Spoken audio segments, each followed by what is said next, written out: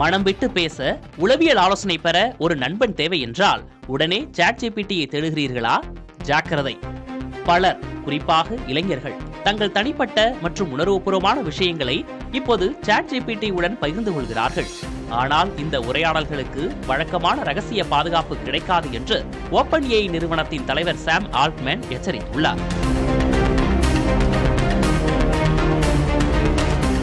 உண்மையான மனநல ஆலோசகர்கள், மருத்துவர்கள், வழக்கறிஞர்களிடம் நீங்கள் பேசும் விஷயங்களுக்கு சட்டப்பூர்வ பாதுகாப்பு உண்டு.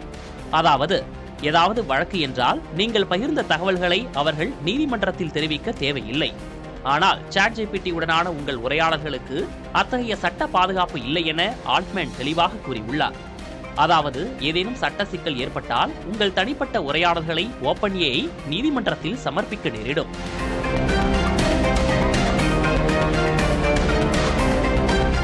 நீங்கள் ChatGPT-யில் உங்கள் உரையாடல்களை நீக்கினாலும் சட்ட காரணங்களுக்காக 30 நாட்கள் வரை அவற்றை OpenAI வைத்திருக்க முடியும். வாட்ஸ்அப் போன்ற செயலிகளில் இருக்கும் end-to-end encryption என்று முழுமையான பாதுகாப்பு ChatGPT-க்கு இல்லை. இதனால் OpenAI ஊழியர்கள் சில சமயங்களில் உங்கள் உரையாடல்களை ஆய்வு செய்யக்கூடும்.